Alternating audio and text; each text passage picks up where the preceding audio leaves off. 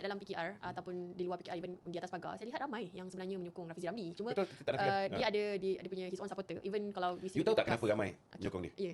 Sebab orang yang lantang, orang yang bising, orang yang kedengaran suaranya, kebanyakannya menyokong Rafizi. Yang nyokong Datuk Seri Anwar, kebanyakannya tak bising. I see. So that's Faham how tak? you see point. Okay. Kenapa setiap kali kerajaan berkuasa, kerajaan tu mesti lemah di media sosial. Contohnya lah, dulu zaman kita orang dengan Datuk Seri Najib, 70% sokong dia. Sokong dorang? Sokong masa tu PH lah. Opposition, okay. Betul tak? I think it was Yang quite sokong kita 50-50 ni I think. 30%. 30% ni pun banyak juga cyber-troopers yang kita bayar. Okay. Ini realiti.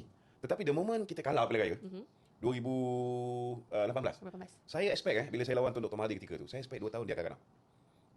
Rupanya 6 bulan je ganam. Nasib saya tak baik lah. Saya orang pertama yang diarahkan oleh parti bertanding.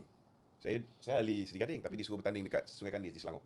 Itu first election, saya jadi kandidat, BN jadi pembangkang. Kalau saya ada 6 bulan, selepas tu saya dah menang lah. Daripada 12,800, saya berjaya kurangkan majoriti jadi 5,000. Kalau ada 6 bulan, saya menang.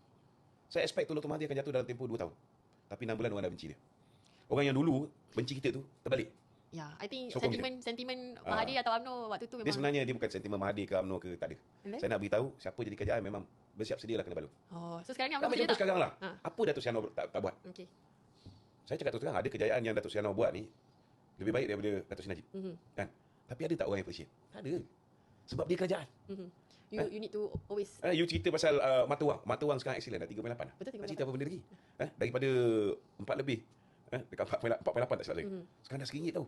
Kurang tau berbanding US dollar. Lepas tu you tengok dari segi indeks KLSE, lebih 1,700 mata.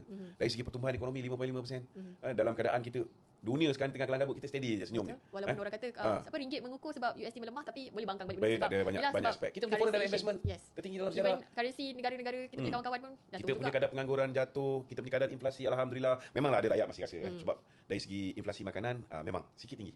Kan? Yang itu yang rakyat bising. Kan? Tetapi he is doing his very best. Ada pun orang appreciate? No. So lepas ni kalau dia orang ni berjaya lah tukar kerajaan sekalipun. I don't think so. Sekarang dia bergantung Datuk Zahid dengan Datuk Seri Anwar je. As long as dia orang ni bersama, they go together kan. On the next 16 generation kan. Nobody can defeat them. Bagi saya lah kan. Dan banyak benda baik rakyat akan dapat berasa. Cuma sekarang ni yang saya nampak lah yang mungkin boleh appreciate apa yang dilakukan oleh Datuk Seri Anwar ni, golongan atas pagar yang tak peduli politik. Siapa yang ambil peduli politik memang takkan appreciate. Minta maaf cakap.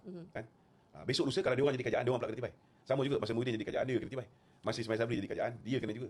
Silap kita ialah kita silap UMNO kita bagi Ismail Sabri jadi Perdana Menteri sebelum election. Ini mistake paling besar. Kenapa tu? Sebab siapa juga yang jadi kerajaan, kalau tak reti nak manage communication dengan baik, memang akan jalan. Saya setuju Pak tu. Sebab Memang saya rasa kena. macam Muhyiddin ada dia punya weakness. Ismail Sabri probably ada a whole lot weakness yang lebih obvious. Especially I would say ada nama dia dekat dalam social media kita panggil apa, penyu, something like that, ada call him that one tak boleh. Tapi kita tak boleh nafikan. Kadang-kadang Ismail Sabri pun saya tengok dia spending on media ni boleh tahan. Berbanding dengan kita sekarang, kita ni sekarang ni 10%. The numbers probably sangat rendah lah bagi saya lah, sebab terlalu nak jaga tata kelola. Kita tak nafikan memang ada good impact. Kita hati-hati dalam spending duit rakyat dan sebagainya. Betul, bagus. But you are saving the money so that whoever replace us will use that money. Not only use, misuse that money. Yang ni yang bahaya. Tengok apa jadi. Tengok apa jadi zaman Muhyiddin. Bila dia daruratkan negara, 600 bilion dibelanjakan. If I'm not mistaken, waktu tu dia repair apa, Sri Perdana. Waktu tu kan kita memang tengah Tak menggunakan kisahlah. duit. Kalau Dia repair kecil-kecil ni kita tak kisah. It was Ini jana wibawa. Duit yang sepatutnya untuk usahawan Bumi Putera. Last kali dapat kat Tokek Cina kilang perabot dekat Pagur satu geng. lagi jana wibawa. Betul tak? Betul. Itu antaranya. Banyak lagi penyelenggaraan lain. Kalau tidak dia punya menantu takkan lari.